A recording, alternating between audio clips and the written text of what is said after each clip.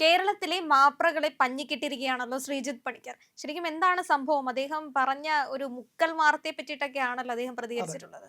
അതായത് നമ്മുടെ നാട്ടിലെ മാധ്യമ പ്രവർത്തകരുടെ ശുഷ്കാന്തിയെ പറ്റി അറിയാമല്ലോ. അവർക്ക് ശുഷ്കാന്തി എപ്പോഴും ഏതെങ്കിലും ഒന്നുകിൽ ഒരു ബിജെപി ആയിരിക്കണം, ഇല്ലെങ്കിൽ ഒരു ഹിന്ദു ആയിരിക്കണം. അങ്ങനെ ആരെങ്കിലുമൊക്കെ പ്രതിസ്ഥാനത്ത് വന്നാലേ ഇവർ വാർത്ത കൊടുക്കുകയുള്ളൂ. ദിവസം 4 നേരം വീതം 5 ദിവസം അവർ ചർച്ച ചെയ്യും അതങ്ങനെയാണെങ്കിൽ. കാരണം കട്ടുവ പീഡന കേസൊക്കെ നമ്മൾ അറിഞ്ഞതാണ്. അതിൻ്റെയൊക്കെ സത്യാവസ്ഥ പലതും വെളിയിൽ വരികയൊക്കെ ചെയ്തു. എന്തായാലും അതിപ്പോൾ ഡിസ്കസ് ചെയ്യേണ്ടതില്ലല്ലോ. ഏതായാലും ഇപ്പോൾ പറഞ്ഞുതരാം. ഒരു 9 വയസ്സുകാരനെ ഒരു മദ്രസ അധ്യാപകൻ പീഡിപ്പിക്കുന്നു. ഒരു മദ്രസ ഉസ്താദ്. സംഭവം നടക്കുന്നത് തൃശ്ശൂരിലാണ്. ശരിക്കും ഈ സംഭവം നടക്കുന്നതെന്ന് പറഞ്ഞാൽ കോവിഡ് കാലം തുടങ്ങിയപ്പോഴാണ്. അതായത് 2020 കോവിഡ് കാലം തുടങ്ങുമ്പോൾ എന്ത് പറ്റിയെന്ന് പറഞ്ഞാൽ ക്ലാസ്സുകളെല്ലാം ഓൺലൈൻ ആവുന്നു. ആ സമയത്ത് പരീക്ഷ വരുന്നു. പരീക്ഷ വരുന്ന സമയത്ത് ഈ കുട്ടിക്ക് ഒരു സംശയം, ഇതിൻ്റെ പഠനവുമായിട്ട് ബന്ധപ്പെട്ട് സംശയം വന്നപ്പോൾ ഉസ്താദിനെ സമീപിക്കുന്നു. ഉസ്താദ് ചെല്ലാൻ പറയുന്നു. ഉസ്താദ് അവിടെ വെച്ചിട്ട് ഈ കുട്ടിയെ പീഡിപ്പിച്ചു. ഇത് ശ്രീജിത്ത് പണിക്കർ വ്യക്തമായിട്ട് പറയുന്നുണ്ടെന്നുള്ളത്. പിന്നെ ഇത്തരം കേസുകളിലൊക്കെ എന്ന് പറഞ്ഞു കഴിഞ്ഞാൽ ഈ ഈ അന്യായം നടന്നിട്ട് ആ അന്യായത്തിൻ്റെ വാർത്തകൾ പുറത്തേക്ക് വരുമ്പോൾ അത് കൃത്യമായിട്ട് അവതരിപ്പിക്കുമ്പോൾ മാധ്യമങ്ങൾ ഇതിനെ മൈൻഡ് ചെയ്യാതിരിക്കുക എന്ന് പറയുന്നത് മാധ്യമങ്ങളുടെ രീതിയാണ്. കേരളത്തിലെ മാധ്യമങ്ങൾ ആരും ഈ വാർത്ത കൊടുത്തിട്ടില്ല. അങ്ങനെയുള്ള സംഭവങ്ങളൊക്കെ ശ്രീജിത്ത് പണിക്കരുടെ കയ്യിൽ കിട്ടിക്കഴിഞ്ഞാൽ അദ്ദേഹം വലിച്ചു കീറി നാലാക്കി ഭിത്തിയിൽ ഒട്ടിക്കും എന്നുള്ളതാണ്. അപ്പോൾ മാധ്യമ പ്രവർത്തകർക്ക് ഇപ്പോൾ നല്ല രീതിയിലുള്ള ഒരു ഫീസ്റ്റാണ് ശ്രീജിത്ത് പണിക്കർ കൊടുത്തിരിക്കുന്നത് എന്നുള്ളതാണ്. അദ്ദേഹത്തിൻ്റെ യൂട്യൂബ് ചാനലിൽ ഇതിനെ പറ്റിയിട്ട് ഗംഭീരമായിട്ട് അദ്ദേഹം ഒരു വീഡിയോ ചെയ്തിട്ടുണ്ട് എന്നുള്ളതാണ്. വളരെ വിശദാംശങ്ങളെല്ലാം ചേർത്തുകൊണ്ടാണ് ശ്രീജിത്ത് പണിക്കരുടെ ആ വീഡിയോ വന്നിട്ടുള്ളത്. പണിക്കർ എന്ന് പറയുന്ന ആ ചാനലിനകത്ത് കൃത്യമായിട്ട് ശ്രീജിത്ത് പണിക്കർ എന്നുള്ള ആ ചാനലിനകത്ത് ഇപ്പോൾ ഇന്നാണ് ആ വീഡിയോ പബ്ലിഷ് ചെയ്തിരിക്കുന്നത് എന്നുള്ളതാണ്. 3 മണിക്കൂർ മുമ്പാണ്. അത് ഗംഭീരമായിട്ടുള്ള വ്യൂകളും നേടുന്നുണ്ട്. നന്നായിട്ട് ആൾക്കാർ കാണുന്നുമുണ്ട്. ആ വീഡിയോയ്ക്കകത്ത് വളരെ വിശദമായിട്ട് അദ്ദേഹം ഈ കേസിനെ പറ്റി പറയുന്നു, തൃശ്ശൂർ നടന്ന ഈ സംഭവത്തെ പറ്റിയിട്ട്. അതുമാത്രവുമല്ല, ഈ പറയുന്ന ഒരു റഷീദ് എന്ന് പറയുന്ന ഉസ്താദാണ്. ഇയാളാണ് ഈ പീഡന വീരൻ. ഇയാൾ എന്ത് ചെയ്തു എന്ന് പറഞ്ഞു കഴിഞ്ഞാൽ ഈ പോക്സോ കേസ് രജിസ്റ്റർ ചെയ്യപ്പെട്ടു. ഈ കുട്ടിയെ പീഡിപ്പിച്ച് കഴിഞ്ഞപ്പോഴത്തേക്കും കുട്ടി അവിടെ നിന്ന് രക്ഷപ്പെട്ടപ്പോൾ ഇയാൾ പിന്നെ പോയി ആ കുട്ടിയെ ഭീഷണിപ്പെടുത്തി. ആരെങ്കിലും പറഞ്ഞാൽ അതിനെ കൊന്നുകളയുമെന്ന് പറഞ്ഞ് ഭീഷണിപ്പെടുത്തി. ഈ കുട്ടി അതൊന്നും വകവെച്ചില്ല. വീട്ടുകാരോട് പറഞ്ഞു. വീട്ടുകാർ പോലീസിൽ കംപ്ലയിൻറ്റ് ചെയ്തു. പോലീസ് കേസിൻ്റെ അടിസ്ഥാനത്തിൽ ഇയാളെ അറസ്റ്റ് ചെയ്തു. ആദ്യം പോക്സോ കേസാണ്. ആ പോക്സോ കേസ് രജിസ്റ്റർ ചെയ്തു. പോക്സോ കേസ് കോടതിയിലെത്തി. കോടതി ഇയാൾക്ക് 20 വർഷത്തെ തടവ് ശിക്ഷ വിധിച്ചു. ആ തടവ് ശിക്ഷയുടെ അടിസ്ഥാനത്തിൽ ഇയാളെ ഈ വിചാരണയൊക്കെ നടന്നെല്ലാം കഴിഞ്ഞാണല്ലോ ശിക്ഷ വിധിക്കുന്നത്. ഇയാൾ ഹൈക്കോടതിയിൽ പോയി. എന്നിട്ട് അവിടെ ചെന്നിട്ട് ഇയാൾ പറഞ്ഞതെന്ന് പറഞ്ഞ് ശ്രീജിത്ത് പണിക്കർ അതിനെ പറ്റിയിട്ട് കൃത്യമായിട്ട് പറയുന്നുണ്ട്, എടുത്തു പറയുന്നുണ്ട്. അതായത് ഇയാൾ ഈ ഉസ്താദ് എന്താണ് ചെയ്തതെന്ന് വെച്ച് കഴിഞ്ഞാൽ നേരെ ഹൈക്കോടതിയിൽ ചെന്നിട്ട് പറയുകയാണ്, ഇത് ഞാൻ ചെയ്തത് തെറ്റൊന്നുമല്ല, ഞാൻ ഇങ്ങനെ തെറ്റൊന്നും ചെയ്തിട്ടില്ല. അവിടെ സുന്നി മുജാഹിദ് സംഘർഷമുണ്ട്. കേരളത്തിൽ ഈ പറയുന്ന മുസ്ലിങ്ങൾക്കിടയിൽ പലതരം വിഭാഗങ്ങളുണ്ട്. ഈ വിഭാഗങ്ങൾ തമ്മിലൊക്കെ ബദ്ധവൈരികളാണ്. ഷിയ സുന്നിയല്ലേ നമ്മൾ കേട്ടുള്ളൂ. പിന്നെ അതുപോലെ തന്നെ മുജാഹിദ് എന്ന് പറഞ്ഞൊരു വിഭാഗവും കൂടെ ഉണ്ട്. അപ്പോൾ ഇങ്ങനെ പല പല വിഭാഗങ്ങളുണ്ട്. അത് മാത്രമല്ല സൂഫികളുണ്ട്. സൂഫികളെ ഇവർ കണ്ട മൈൻഡ് ചെയ്യില്ല. ഇവർക്ക് ആരാധനയിൽ സലഫികൾ ഈ സുന്നികളുടെ പള്ളിയിൽ പോവില്ല. സുന്നികൾ സലഫികളുടെ പള്ളിയിൽ പോവില്ല. അത് മാത്രമല്ല ഖബറിനെ ആരാധിക്കുന്ന ആൾക്കാരുണ്ട്. അവരെ മറ്റൊരു മൈൻഡ് ചെയ്യില്ല.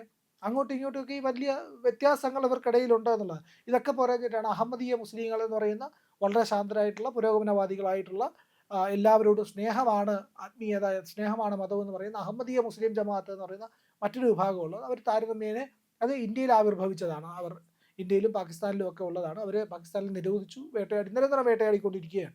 അങ്ങനെയുള്ള ശരിയായ മതത്തെപ്പറ്റി ശരിയായിട്ടുള്ള വീക്ഷണം പുലർത്തുന്ന ആൾക്കാരും ഉണ്ട് എന്നുള്ളത് അത് സൂചിപ്പിച്ചതാണ്. ഏതായാലും ശ്രീജിത്ത് പണിക്കരുടെ ഈ വീഡിയോയ്ക്കകത്ത് വ്യക്തമായിട്ട് പറയുന്നുണ്ട്. ഹൈക്കോടതി ചെല്ലുമ്പോൾ ഇയാൾ പറയുകയാണ്, ഈ ഉസ്താദ് പറയുകയാണ്, ഞാനിങ്ങനെ പീഡിപ്പിച്ചിട്ടൊന്നുമില്ല, ഇത് കെട്ടിച്ചമച്ച ഒരു കഥയാണ്, ഇത് ഈ പറയുന്ന മുജാഹിദുകൾക്ക് എന്നോടുള്ള വിരോധം കൊണ്ടുണ്ടാക്കിയിരിക്കുന്ന കഥയാണ് എന്നൊക്കെ പറഞ്ഞു. അത് കഴിഞ്ഞിട്ടോ എന്നിട്ട് പക്ഷേ കോടതി അത് കേൾക്കുന്നില്ല. കുട്ടിയുടെ മൊഴി എടുക്കുന്നു. കുട്ടിയുടെ മൊഴി പരിശോധിക്കുന്നു. കുട്ടി കൃത്യമായിട്ട് തെളിവ് കൊടുക്കുന്നുണ്ട്. ഈ സ്ഥലങ്ങളിൽ ഇങ്ങനെയൊക്കെയാണ് എന്നെ പീഡിപ്പിച്ചത് എന്നുള്ളതിനെ പറ്റിയിട്ടുള്ള എല്ലാ കാര്യങ്ങളും നിയമത്തിന് മുന്നിൽ പറഞ്ഞു കൊടുക്കുന്നു.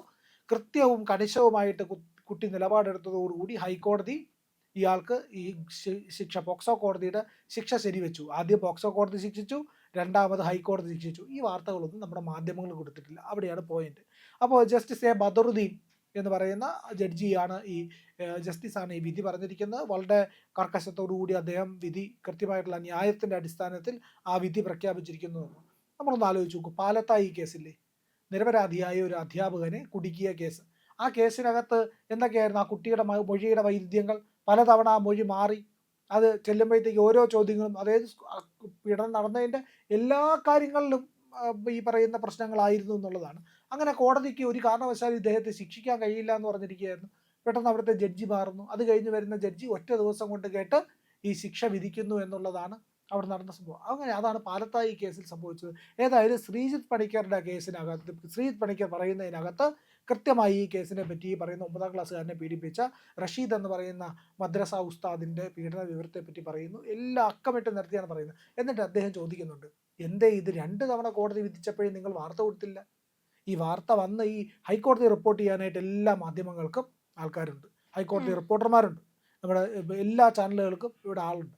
എന്നിട്ടും എന്തുകൊണ്ട് ഇത് ഒറ്റ വലിയൊരു ഫ്ലാഷ് ന്യൂസ് ആയിട്ട് പോലും എന്തുകൊണ്ട് വന്നില്ല? ഒരു സ്ക്രോളായിട്ട് പോലും എന്തുകൊണ്ട് പോയില്ല? എന്തുകൊണ്ട് പത്രങ്ങൾ വാർത്തയാക്കിയില്ല? കാരണം ഇവിടെ സെമിറ്റിക് മതങ്ങളോട് ഈ പറയുന്ന മതങ്ങളോട് കാണിക്കുന്ന പ്രീണന മനോഭാവത്തിൻ്റെ അടിസ്ഥാനത്തിലാണ് എന്നുള്ളതാണ്. അതിനെ കൃത്യമായി കുടഞ്ഞ് പഞ്ഞിക്കിട്ട് റെഡിയാക്കിയിരിക്കുകയാണ് ശ്രീജിത്ത് പണിക്കർ. ഒരു കാരണവശാലും ഇത്തരം സമീപനങ്ങൾ മാധ്യമങ്ങളുടെ ഇരട്ടത്താപ്പുണ്ടല്ലോ, അതിനെ തുറന്നു കാണിക്കാൻ ഒരു കാരണവശാലും ഇതൊന്നും അനുവദിച്ചു കൊടുക്കാൻ അല്ല, കഴിയില്ല. ഇത്തരം പ്രീണതകൾ ഏറ്റവും കൂടുതൽ ഉപയോഗിക്കുന്നത് ഈ റാഷിദിനെ പോലെയുള്ള ഈ അതെ, മത ആ, പഠ അല്ലെങ്കിൽ മത അധ്യാപകരാണ്. ശരിക്കും ഈ ഒരു കേസ് അല്ലെങ്കിൽ ഒരുപാട് കേസസ് ഇതുമായിട്ട് ബന്ധപ്പെട്ട് ഈ മസ്ജിദിനുള്ളിലെ പീഡനങ്ങൾ, ഇങ്ങനെ മദ്രസകളിൽ. മദ്രസകൾക്കുള്ളിലെ പീഡനങ്ങൾ, അപ്പൊ ഇത് റിപ്പോർട്ട് ചെയ്തിട്ടുണ്ട്, കേട്ടിട്ടുണ്ട്. ഈ മതപഠനത്തിനായി ചെറിയ കുട്ടികളെ കൊണ്ട് ഏൽപ്പിച്ച്, അല്ലെങ്കിൽ നമ്മുടെ അടുത്ത് തന്നെ നമ്മൾ കേൾക്കാറുണ്ടല്ലോ, കുഞ്ഞുങ്ങളെ ഇട്ട് അടിക്കുന്നതിന്റെയും അല്ലെങ്കിൽ അലറി കരയുന്നതിന്റെയൊക്കെ സൗണ്ടുകൾ അതെ, പലപ്പോഴും കേൾക്കാറുണ്ട്. പക്ഷെ അതിന്റെ അകത്തേക്ക് ഇത് വാർത്താ പ്രാധാന്യം ഏറാത്തത് എന്താണ്? അല്ലെങ്കിൽ വാർത്താ പ്രാധാന്യം തോന്നാത്തത് എന്താണ്? അതാണ് വലിയൊരു സംശയമായിട്ട് വരുന്നത്. അല്ലെങ്കിൽ അത് സെൻസേഷണലായി, അല്ലെങ്കിൽ അത്രത്തോളം ഒരു ഈ വാർത്ത കൊടുക്കാൻ പറ്റാത്ത സാഹചര്യം ആവുമ്പോഴാണ് പലരും ഈ വാർത്ത എടുക്കുന്നത്. ഇതിൽ ന്യൂസ് വാല്യൂ പോകുന്നതിന്റെ ഒരു കാരണം ഈ ഇത്തരംകാരെ അല്ലെങ്കിൽ ഇത്തരക്കാരെ നമുക്ക് പിണക്കാൻ പറ്റില്ല. അതെ, അവിടെ ഭയമുണ്ടാകുന്നു. സെമിറ്റിക് മതമാണ്, ഇസ്ലാമാണ്, ഇസ്ലാമിനെ പേടിയാണ്, ഇസ്ലാമിസ്റ്റുകളെ പേടിയാണ്, സുഡാപ്പികളെ പേടിയാണ്, കൈവെട്ടിക്കളയോ നാളെ മൈക്ക് പിടിക്കാൻ കൈയില്ലാതാവുമോ എന്നൊക്കെയുള്ള ഭയം കൊണ്ട് ഇവരത് മുക്കിക്കളയുന്നു എന്നുള്ളതാണ് നമ്മുടെ മാധ്യമങ്ങൾ ചെയ്യുന്ന പരിപാടി. അത് ഏറ്റവും വലിയ ജനാധിപത്യ ദ്രോഹമാണ് ചെയ്യുന്നത് എന്നുള്ളതാണ് ഇതിൻ്റെ അടിസ്ഥാനം. അതുകൊണ്ട് തന്നെ ഇത്തരത്തിലുള്ള പ്രവർത്തികളെ കൃത്യമായി ചോദ്യം ചെയ്യണം. ഇതിനെ വെളിച്ചത്തേക്ക് കൊണ്ടുവരണം. പറയാൻ മടിക്കുന്ന ഏതൊരു വ്യക്തിക്കും പറയാനായിട്ട് ഇന്ന് സോഷ്യൽ മീഡിയ ഉണ്ടല്ലോ. അതുകൊണ്ട് തന്നെ കൃത്യമായിട്ട് ഇത്തരം കാര്യങ്ങളെ പറ്റിയിട്ട് വെളിയിലേക്ക് വരേണ്ടത് ശ്രീജിത്ത് പണിക്കർ കൃത്യമായി പഞ്ഞിക്കിട്ടവന്മാരെ ഒതുക്കിയിട്ടുണ്ട്. മാപ്രകളൊക്കെ ഇത് കേട്ടാലുണ്ടല്ലോ, അവർ ജീവിച്ചിരുന്നിട്ട് കാര്യമില്ല എന്നുള്ളതാണ് കൃത്യവും വ്യക്തവുമായിട്ടുള്ള മറുപടി. അതിനെ ഈ കേസിനെ വെറുതെ പറയുകയല്ല, വെറുതെ മാധ്യമപ്രവർത്തകരെ കുറ്റം പറയുകയല്ല ചെയ്യുന്ന ശ്രീജിത്ത് പണിക്കർ ഈ കേസിൻ്റെ ഓരോ കാര്യങ്ങളായി എണ്ണി എണ്ണി പറഞ്ഞുകൊണ്ട് അതിനെ കൃത്യമായി നിരത്തി ആ കേസ് മുന്നിൽ വെക്കുകയാണ്.